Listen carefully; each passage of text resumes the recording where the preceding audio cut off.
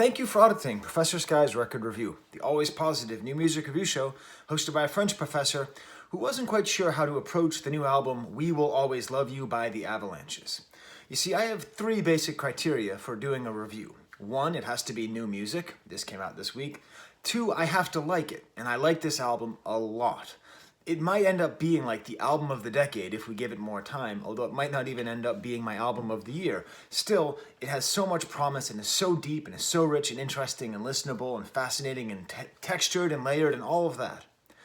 But still, there's the third thing, which is I have to have something to say. I don't like doing just reviews. I like having sort of an essay format. I like having a couple big ideas that I throw around. And I just didn't know how to approach this album. Maybe it's that it's so grand, or maybe it's just that it's hard to find like one thing to sort of grasp onto. So what I'm going to do is I'm going to sort of take you through some of the angles I was going to land on before landing on my final angle, which will of course allow for more thought about this album and what makes it so good and so interesting. Now, one of my traditional tricks is I talk about myself as the Rip Van Winkle of music who fell asleep in 2002 and woke up in 2018, and everything in between is missing. So I was going to sort of maybe tell my personal story with the Avalanches. I remember when they came out, I remember being excited, I remember hearing the song Frontier Psychologist and thinking like, wow, sampling has been perfected. This is a masterpiece. It's funny. I listen to that song a couple times a year. I love it so much. I bought the album. I enjoyed the album as well. The whole thing. Now, it turns out that they also took a hiatus, and they didn't release another album until 2016. So, in a way, we have a kind of parallel there where they took a break. In my research for this video, I just learned something. They're not Swedish. So this is a weird thing. Sometimes when two pieces of information come into your mind at around the same time, you conflate them. So for some reason, I always associate the Avalanches with the Cardigans, and the Cardigans are Swedish. So I just always assumed that the Avalanches are Swedish. Maybe it's because their name is snow related. I don't know. Turns out they're Australian. So, you know, that could be one angle. I could sort of talk about that and about their development and how does their music relate to the music of the turn of the century? How is it still relevant? How is that kind of Daft Punk-ish style music still relevant to this day? And how is sampling developed and not developed? I could have done that, but I'm not going to. I could have sort of focused on the themes of the album. It's a very unified album. There's basically two basic themes. One of them is this kind of spiritual soup with like a kind of a ghost story, a sort of what happens after death, kind of mixed in with this idea of light and music being the thing that'll save your soul. And then alongside that, there's a sort of cosmic theme. And I'm going to explain soon how those two tie together. But I don't want to focus on the themes of the album either, because I don't think that's the most important way to approach it. I was going to make a comparison with another album that came out this year. I think these albums could be seen as sort of two peas in the same pod, and that album is Song Machine by Gorillaz.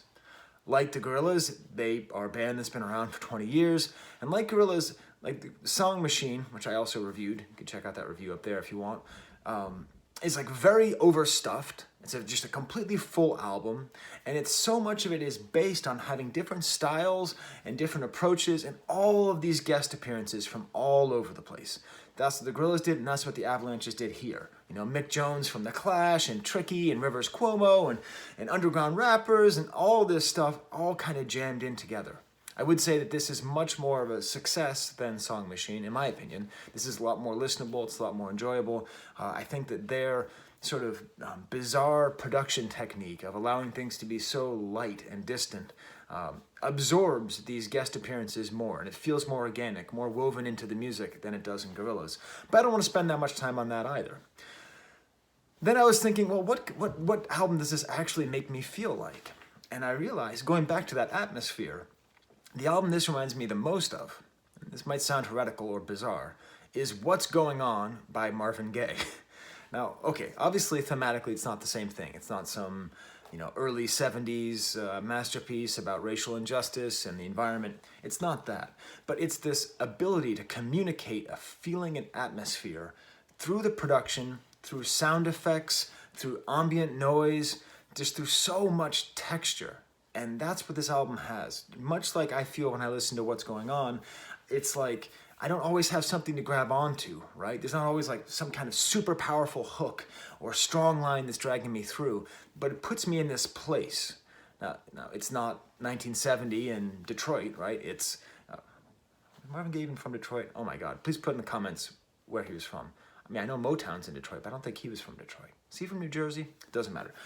Instead, we're not there. These aren't these social moments, but it's this cosmic spiritual journey with this amazing sound bed that at least gives me, that same kind of feeling. And there's so much interesting forced texture into this album, like crackles and sound effects all over the place. Now, of course, as you can see in the background, speaking of ghosts, I have Daft Punk peeking out there as well.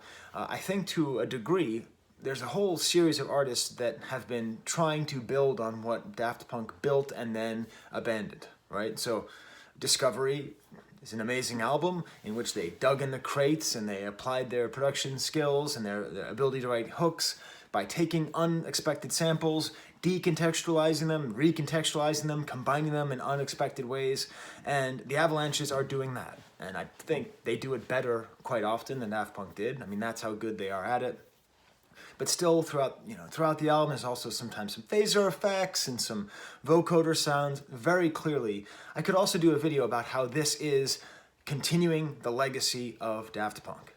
But now I've been talking about this record for 6.5 minutes, and I still haven't told you the way that I think is the best way to understand it. And that's maybe an indication of how rich the album really is. Things became clear to me with my favorite song on the album, my stamp, I think you should listen to it if you haven't, called Wherever You Go. Now this is a long song, it's the longest song on the album, and it shows everything at once, okay? It has this sample from a Hungarian-American cartoon from the 70s about Hugo the hippopotamus, okay? Just all those words I just said are all true, okay?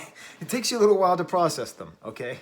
Hugo the hippopotamus. So it's a children's chorus singing, Hugo, wherever you go, we go, Hugo with you. It's some kind of weird assemblage of those words, we go with you, Hugo. And they take the sample and they cut it up to the point where it sounds almost like some kind of like African or some kind of Eastern music, some kind of non-Western chorus, just making these sounds. So much is happening here. And on top of that, they bring other people in to sing the same words in a different way and change the words so that it fits the theme of the album. And then on top of all that, like at some point they bring in some really cool keyboard with kind of this synth pop sounds where it sounds a little bit more like something you really dance to. And then Nene Cherry comes in singing about the trouble on the earth. And it's this exhausting and enjoyable journey. You can tell that the Avalanches fall absolutely in love with their samples. And they use them and they tie them together so that they make absolutely beautiful art. Now, interestingly, this whole idea of wherever you go, we go with you. Now, it's just a cool sample, right? It's just like, hey, whatever, we're just digging in the crates, and we're just finding the weirdest, wackiest thing. It's not. It's actually really deep. I did a little bit of research and actually watched the entire music video of Hugo the Hippo with this song, Wherever You Go. Do you know what the lyrics are to this song? It is absolutely bonkers bizarre. It's all about these little kids singing to a hippopotamus saying they will go where he goes. So just for your fun, imagine, where does a hippopotamus go? Okay? Where does a hippopotamus go? You might think like, okay, we'll follow you to the jungle. Okay, we'll follow you to the watering hole. Okay, maybe we'll follow you to jail? That's where the song goes. First verse, Hugo, if you go to jail, we'll get you out on parole. The second part is, Hugo, if you go to hell, we will save your soul. Very bizarre. And it's sung by one of the Osmonds, the pop family singing group from the 70s. All these things all coming together. And this theme of Hugo, we will go wherever you go is in keeping with this song and is in keeping with the entire album. This album, which is haunted by death, haunted by the afterlife, so much like we will go with you, Hugo, wherever you go. Even if you go into hell, the Avalanches are going to find you and save you and take you out. I believe this is on purpose. I believe this is completely intentional. And I haven't even gotten to the part yet of the song that is going to direct the way I think the entire album needs to be seen. You see, another thing that maybe reminded me of Daft Punk are these quotes that are in here. There's a lot of kind of space quotes, interstellar stuff, right? So it's interesting because wherever we go, we will follow you, we will follow you. There's all these places you can go, and the furthest places you could go are space and the afterlife, right? There's no other place you could go further away than that, right? So this album is entirely dedicated to that. And these space sounds reminded me a little bit of, the end of Random Access Memories with the astronaut on there. But there's this spoken word here. And this is the key to the album.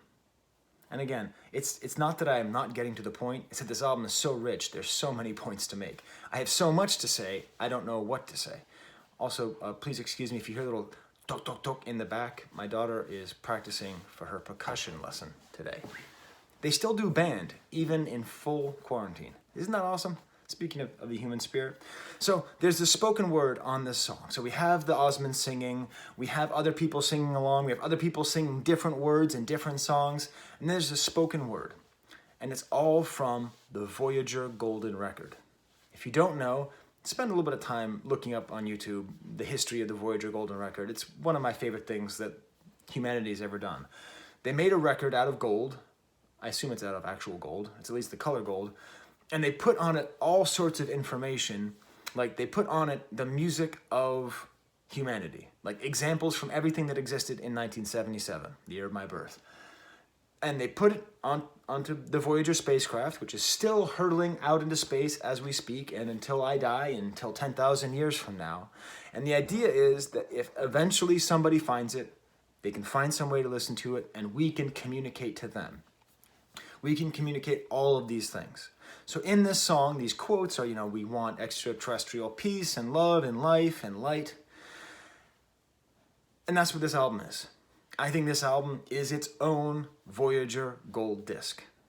It is being sent out into the cosmos, out into the afterlife, and it is a synthesis of so much music and so much styles all at once. They don't just take samples from the 70s and the 60s, they take samples from the 2010s. I think the latest sample I saw was 2018. They do all these amazing things, they bring together all these genres, and create this message of longing, this message of love, this message of this very real spiritual message where the spirituality is based on light and music. And that's what I think this album is. That's how I want to approach it. It is a golden disc to be shot as far as it can possibly go.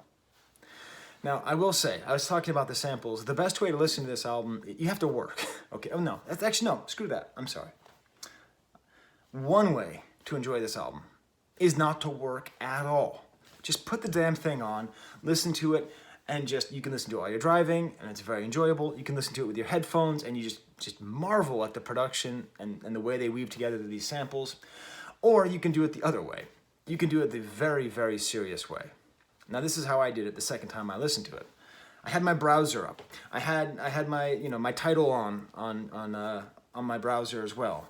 I had Lyric Genius up there to figure out who was singing when and where. I had some interview that they had on some Australian website called The Music, so I could see what they were saying about their own songs.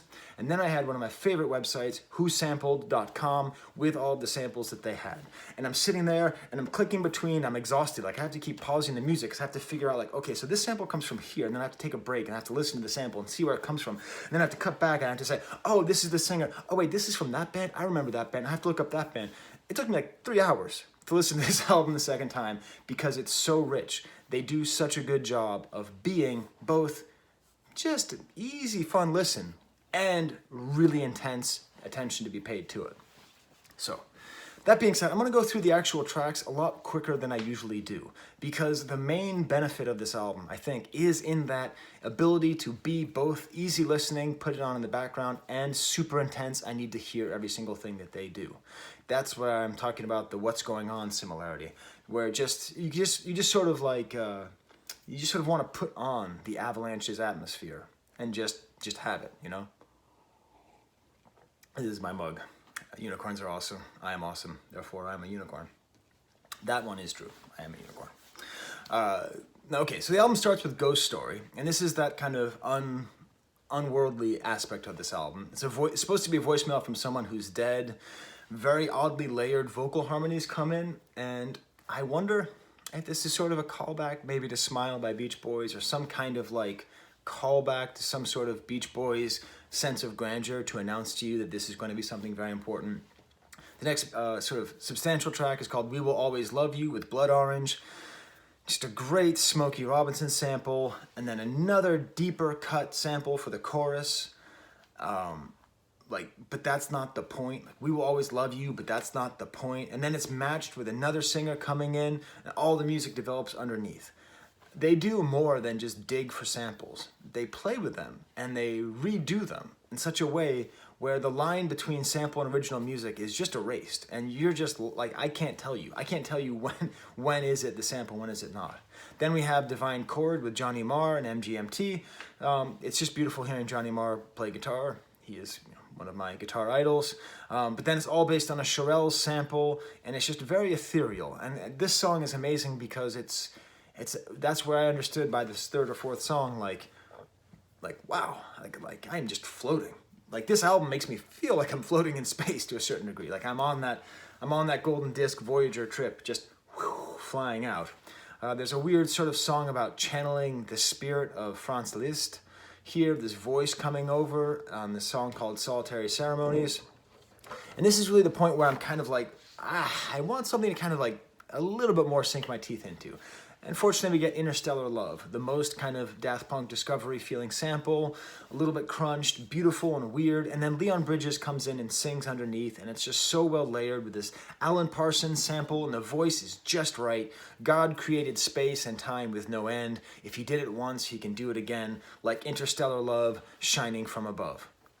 Very, very, very very clear. This is the message of the album about this infinite love of space and music. And also it's just so well sung and integrated with those samples. Then a very similar track after a little interlude, Reflecting Light, has Sanada Maitreya, I don't know how to pronounce their name, kind of a Curtis Mayfield sounding singing. If I struggle with affliction, it's because I cuddle with my contradiction. Life herself is habit forming. All of my nights were made for mourning. Just a really beautiful song, more just of a soul feel, kind of like Interstellar Love as well. And then they even just have the sound of Tesla coils in there, this kind of lightning sound, and it's just, I love the way they use sound effects on here. Then we get Oh the Sun with Perry Farrell. Someday maybe I'll talk about like how important Jane's Addiction was to me when I was younger, and then how unimportant they are to me now. There's two bands from when I was younger which meant the world to me, but then at a certain point, I just never listened to them again. Jane's Addiction and the Mighty Mighty Bosstones. But still, I have a lot of respect for Perry Farrell, and especially on this song, like they take Perry Farrell and his kind of voice, and they mix it together with kind of a funk disco groove. It's really beautiful. It's really nice. Again, it feels like they're building on a lot of what Daft Punk was doing, not just with Discovery, but also with Random Access Memories, with getting to play with kind of lighter, fun funk and soul sounds. Then We Go On, one of the best tracks on the album. It samples the Carpenters' We Go On, hurting each other, over and over again. But it's mixed in with this underground rapper, Cola Boy, with a very kind of catchy, weird voice. And then Mick Jones, and he's not from The Clash anymore, okay? He is, but when I think of, in this context, he's Mick Jones from Bad 2, or BAD 2. A band I saw in concert. They were terrible. But, like, he's very much in this, because, Mick Jones gets a lot of credit and gets a lot of criticism, but BAD 2 was a very important band in terms of how to use samples, how to, like, take some of the tools of hip-hop and put them in a kind of new artsy-fartsy context, very much like the Avalanches is doing, and hearing his voice, like, echoing what Karen Carpenter's singing, and if you go back to 1978 or whatever, a year after The Clash kind of hit in America, and tell them, yeah, in 2020 there's going to be a song that takes the Carpenters and the Clash. The guy from the Clash is going to sing a Carpenters song, and it's going to be as good as anything that the Carpenters or the Clash did. Carpenters and the Clash would not believe you, but there you go. And this is, again, that sort of Marvin Gaye feeling, has all these party sounds in the back, and then it leads directly into the song Until Daylight Comes with Tricky. So many layers and sounds, these samples. I just wrote on my, you can see, so I don't have a script, I have notes. You can see I just wrote here, God damn rich. Because I'm trying to explain everything. Part of my not my job, I have a full-time job. Part of my hobby here is explaining things to you and finding ways of explaining it. But everything here is just so rich, it's hard to disambiguate all the different sounds. Like the Tricky's raspy voice comes in, and then a singer, Marta, comes in and sings along very beautifully. Kind of these weird reversed keyboards. It's just great. Which then is followed by Wherever You Go, which I already explained in some degree. Music Makes Me High. It's okay. This one's maybe low light on the album. It's got, at times there's a gospel sound, and this has a gospel sample on it, which is fine, but not great. That leads into Take Care of Your Dreaming, which is beautiful, altered, kind of compressed vocal sample. Again, more kind of Daft Punk, even with a little bit of vocoder later on in the song. Denzel Curry is a rapper I like a lot, and he's quite good on here. And it's just sort of another great example of how they're able to synthesize all of these things in a way in which, like a good dish, right? You can analyze the ingredients and say this is what makes it good. You know, the interaction between the, I don't know, cardamom and the saffron. Jesus, I'm out of my wife's a great cook. Me, not so much. You know, the cardamom and the saffron, whatever. Like the way those things play together. Or you can just say it tastes good. Good. This just tastes good. Also in the comments, do saffron and cardamom go together? I don't know. Next track is Overcome, another kind of gospel-y sound. It's funny though because I feel like they got afraid to sample the whole thing. They say, you know, like I think it's like we will overcome, but I think they got a little bit scared of using terminology that comes so closely and so directly related to the fight against slavery, the fight against, the fight for civil rights. So it's sort of, we will overcome, and they just don't finish it. But there again, odd samples, like a weird Spanish language song, like with like a silly piano mixed up with gospel sounds. It all ends with cricket songs. And then a track called Gold Sky, which has a lot of really interesting, like a really interesting rhythm. Kurt Weill from War on Drugs comes on and does a spoken word over this Pat Metheny sample, and then out of nowhere, basically uncredited, Wayne Coyne from the Flaming Lips comes on just to sing a couple lines. They do this a couple times where they like have very important people come on and just do basically nothing.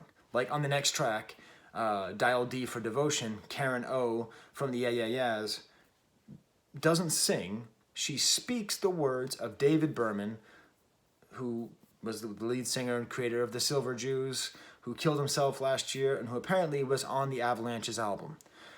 She just says his words out there. And this makes this an interesting album for another reason. Total tangent, unimportant point coming up, but slightly funny. 2019-2020 has seen a lot of attacks on the name Karen, right? The image of the Karen, right? And I don't like making fun of the Karen for multiple reasons. One, my children's mother's name is Karen, so I don't want to make fun of that name. And two, it always ends up being a weird sort of gendered attack on women ever trying to express any form of agency. Like, in theory, the idea of the Karen jokes makes sense, but then in practice, it just ends up being another playground for misogyny to come out. So this album has the top two Karens in music in the same song, in the same album. We Go On Hurting Each Other by Karen Carpenter, and here Karen O. So to a certain extent, they are fighting this weird misogynist trend, admittedly often hilarious misogynist trend of the Karen by taking the name back. We then get to a track which is completely odd. Now this, when I say this album reminds me of Gorillaz, this is the one that reminds me most of Gorillaz because it's kind of a cool poppy track, Running Red Lights, with Rivers Cuomo from Weezer. It just becomes, it's so well produced, it's so bouncy. If you listen to it with headphones, like different things are happening left channel and the right channel, and it's Rivers Cuomo really at his best. It almost makes me forgive him for robbing my friend's mother of the tuition that he owed her for giving him piano lessons. If you're listening to Rivers Cuomo play piano, you're listening to a thief. Anyways, I told that story on a different video. Pink Sifu comes back, another kind of cool underground rapper, and he ends up saying some more of the same lines from David Berman. And it's starting to become clear that a lot of this album is about ghosts and about the dead and where they go. And I think maybe some of it really is just him. It's just this David Berman hanging over them, a collaborator who they liked who killed himself, right? It's an interesting concept that they really dedicate so much of this album to this person's memory, and it's both sweet and nice, but it also artistically fits this theme of just shooting out, either following somebody to jail or following them to hell or following them to the ends of space. I would also say that this is a good example of what I needed more of on this album, which is something to hold on to break a little bit of the monotony of the atmosphere, and they place those songs just right at just right places. The bridge, I'm not so sure. California Life is all right with me. I don't know, Rivers. Dude, I know, I get it. You wake up, you hit your ankle on the bed, and you go, ow, and then you somehow turn that into a hit song with a cool chorus, right? Like, I get it. You burp hits. I understand. But California Life is all right with me. It sounds like a solo variation of the song from Kimmy Schmidt, Boobs in California. Like, it just sounds like it's just too forced. Like, you can't just say, like, California and then anything else. Okay. Next track, Born to Lose. Beautiful keyboards over and under, really showing off their keyboard work on here. And this is cool because it samples a song, and this is why it's important to do a lot of research while you're listening to this music, called Electric Counterpoint. And that's something that this album does well in general, and this song in particular, where it's using counterpoint, different melodies, different rhythms happening all at once, and somehow maintaining integrity. I'm not going to go as far as to say that the Avalanches are the Bach of modern electronic dance music. I guess I did, actually. I mean, they're not Bach, obviously. They're not as talented or as good at counterpoint as that. But they are trying to do that, and they are able to achieve that thing that he does, where you're listening to the left hand doing one thing, the right hand doing something else, but it all sounds like togetherness. It all sounds like something that you want to hear and makes sense. And that's what they're doing here with electronic counterpoint. Ends with Music is the Light, the old video game bloops, some very tightly picked guitars, and it really serves this whole theme about overcoming death, overcoming darkness, overcoming everything through music and light. So there you go. There's my review of the album by Avalanches. It is really good. I anticipate I'm probably going to end up buying it. I'm probably going to end up listening to it a lot for the rest of my life. And I'm very happy that it exists. And I'm glad that, much like me, you know, they came out of retirement and continue to make more music. But not in Sweden, in Australia. Okay. Well, for Marshall McLuhan, there's the camera.